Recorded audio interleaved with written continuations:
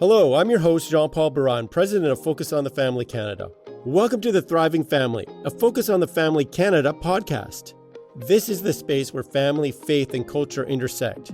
You can enjoy the Thriving Family podcast ad-free without any interruptions, thanks to generous donors who support our ministry. In this season of the podcast, we're talking about God's full life for you. Along with sound bites on marriage, parenting, and life challenges, we're bringing intimate conversations with leaders from a wide range of ministry backgrounds and life experiences, who have all generously taken the time to share their heart with you. If you like what you hear, be sure to rate the episode wherever you listen to podcasts. And remember to check out each episode notes for related resources and for how to support the Thriving Family podcast. For today's episode, we're talking about emotional intelligence. God created us with the capacity to feel emotions. But as humans living in a broken world, navigating these emotions can be a challenge. The benefits of becoming emotionally intelligent go beyond your own mental and emotional health. This skill will also make all the difference in your marriage. Let's dive in. Do you ever feel as though your emotions get the best of you? And maybe your spouse says something that pushes a button and you can feel your heart rate go up. You immediately feel hot or cold, or maybe both. Phrases like, my stomach dropped, or my heart jumped into my throat, they become all too real, and you're on edge. When that happens, and your emotions are in charge, it can seem impossible to regain control and calm yourself down. But good news! Regaining control is possible. Just like any physical fitness training, we can learn to navigate our heightened emotions and strengthen our emotional muscles in order to become more resilient in those moments. The science of neuroplasticity has shown that you actually train your mind to bounce back from situations that normally trigger you so that you are in the driver's seat, not your emotions. This resilience, this ability to bounce back, is what experts refer to as emotional intelligence. Here's the important thing. Emotional intelligence is not something that we're naturally good at, or even born with. It's a skill like any other that's learned, that can mature, and which can be improved. The benefit of becoming emotionally intelligent goes beyond your own mental and emotional health. This skill will also make all the difference in your marriage. Before we get too far along, it's important to define what emotional intelligence actually is. According to Psychology Today, emotional intelligence refers to the ability to identify and manage one's own emotions, as well as the emotions of others. Let's unpack this with some examples. People who are emotionally intelligent are aware of and able to accurately identify their emotions, capable of using their emotions to think through and solve problems, able to manage and regulate their own emotions and help others to do the same. Now, on the flip side, people who have low emotional intelligence are typically unable to put words to what they're feeling.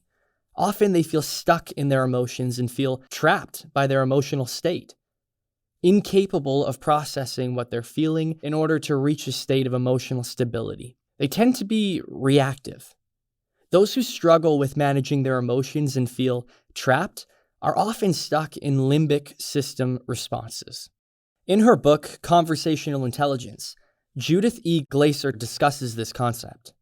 She writes, "When we are out to win at all costs, we operate out of the part of the limbic brain called the amygdala. This part is hardwired, along with the well-developed instincts of fight, flight, freeze, or appease, located in the primitive brain." Glaser goes on to explain that when the amygdala is activated, our brains lock down and we are no longer open to influence. Glaser goes on to explain that when the amygdala is activated, our brains lock down and we are no longer open to influence. As an emotionally intelligent person, though, your awareness of your own emotions and ability to self-regulate enables you to take steps out of this lockdown and into a healthier state of mind. This will be especially helpful when you get stuck in conflict with your spouse, or if something comes up and then you feel triggered. While it's difficult to stop yourself from spiraling once you feel your buttons pushed, learning to become aware of your emotions and having the right tools available to care for yourself in that moment will enable you to recover much sooner. Let's flesh this out with a really simple but effective illustration. In working with her own adopted children, Sherilyn Orr developed what's now known as the stoplight approach. Based on research into child development and behavior management, she helps parents equip their children to understand their emotions by using the universal language of the traffic light. Interestingly enough, in their work with adults and couples in distress, Focus on the Family Canada's counseling team has found that the stoplight approach is a valuable tool for those of us who have never been shown how to regulate our emotions. Just like a traffic light, the stoplight approach identifies 3 brain states: red, yellow, and green.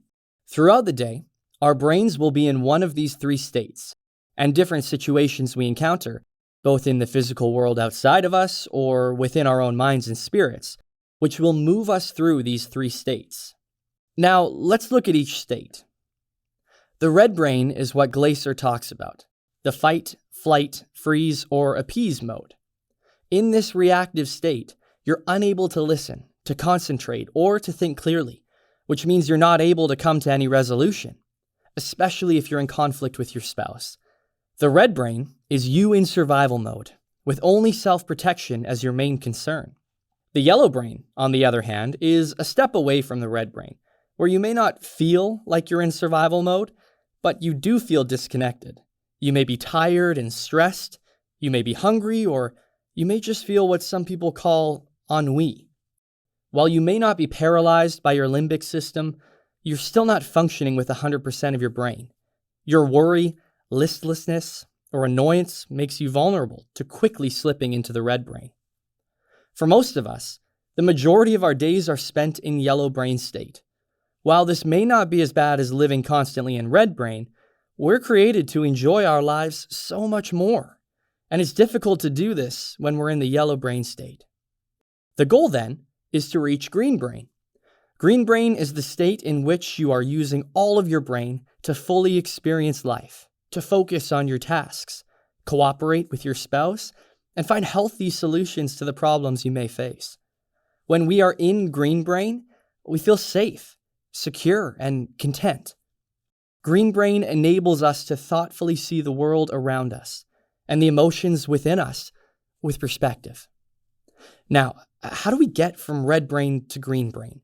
Well, this is where emotional intelligence comes into play. Simply put, emotional intelligence is our ability to go from red brain and yellow brain back to green brain. It's not that emotionally intelligent people are never in red brain or yellow brain. It's that they have high emotional resilience that allows them to bounce back to green brain. As with any skill, this is one that takes practice. Before anything else, you need to learn to identify what you're feeling. In Focus on the Family Canada's Journey to Us program, marriage therapists Wayne Reed and Vicky Hooper give couples a list of feeling words that go beyond the standard mad, sad, and glad. Start to think about other words that you could use to more accurately identify what you're feeling. Instead of, I feel disgusted, try saying, I feel disrespected. Or instead of, I feel crushed, you could say, I feel disappointed. By focusing in on the language we use to label our emotions, we're better able to uncover the root cause of what we're actually feeling. For example, if instead of saying, I feel sad, you say, I feel exhausted, you've already labeled a potential cause, stress. You may need to slow down on social engagements or ease back at work. In addition to improving your emotional literacy, you also need to be able to identify your state. Think about the last time you were in red brain and write down some of the things you were feeling. Did you start to perspire? Did you get a headache? Did you feel a pang in your stomach? Or maybe short of breath? Understanding your physical reactions to when you're feeling emotionally unsafe will equip you to catch yourself before you go too far into red brain. Then, do the same exercise for yellow brain and for green brain. Once you know how you feel in each of those states, you can start to think of personal steps you can take to move from red to yellow to green. So, how can we form daily habits that lead to self-care? In the Journey to Us program, our marriage therapists help couples develop their emotional intelligence by teaching them the 5 steps of what's called the care cycle. Step 1, aware. First, learn to be aware of when you're feeling something. You may not know what the feeling is, but you can sense your body responding to a difficult emotion. When this happens, give yourself space to find comfort, clarity, and objectivity. What Reed and Hooper refer to as taking space to care for my heart. This may require you to physically remove yourself from what's triggering you, such as conflict with your spouse, and giving yourself at least 20 minutes to calm down. Sherilyn Orr suggests finding what's unique to you to calm down. It may be focusing on your breathing, drinking some water, going for a jog, maybe taking a shower or having a cup of tea. Find a healthy outlet that calms you and allows you to step away from the extremity of red brain. Step 2, accept. Let's look at what Hooper says. If my heart is wounded, it's actually my job to care for it.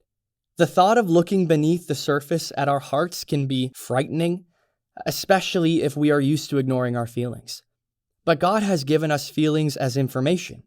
Like our own early warning system, they signal to us that something important is going on, and we need to attend to it. If we ignore them, we will find other things in our life are affected. When we accept what we're feeling is true and real, and then courageously look at the cause, we can start to move from red brain to yellow brain. Sherilyn Orr suggests looking at unmet needs, such as hunger or fatigue, and unresolved problems that may be keeping us in our limbic system. She also encourages people that red brain and yellow brain are not bad. They're alarms that warn us something is wrong. As Hooper explains, it's like our check engine light is coming on. If we stay in red and yellow brain without accepting and addressing the root causes of our emotions, then we're at risk of causing harm to ourselves and to those we love. Step 3, allow.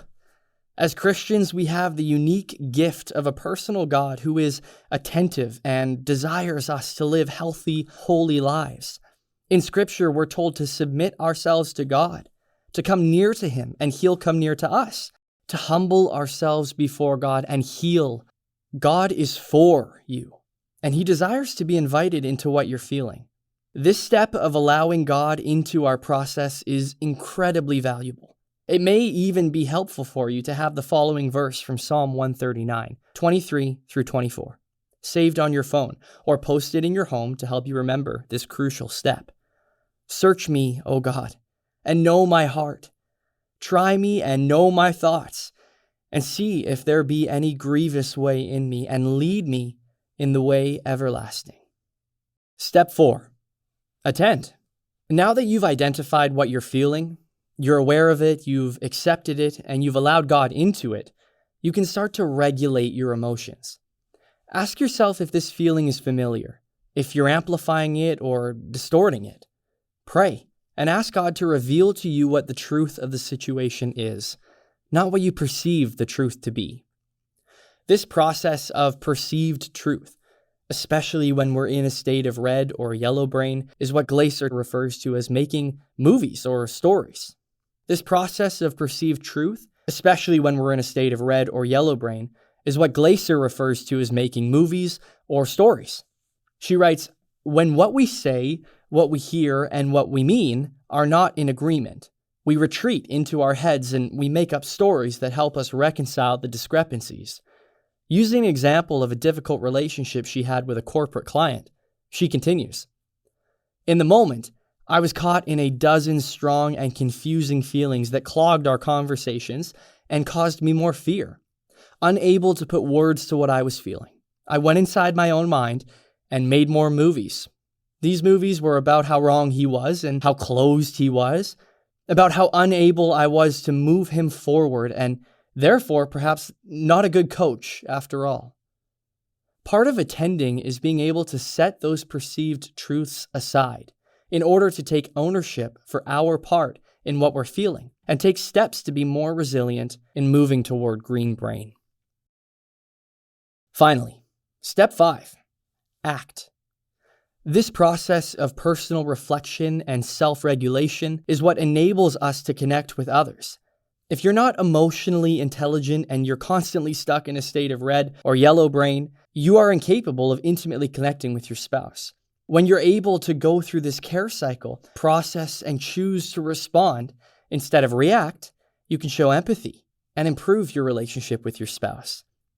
As Hooper and Reed explain, self-care is caring for your own heart so that you can re-engage with your spouse. Taking ownership of your emotional well-being and continually finding ways to develop your emotional intelligence enables you to be a whole person.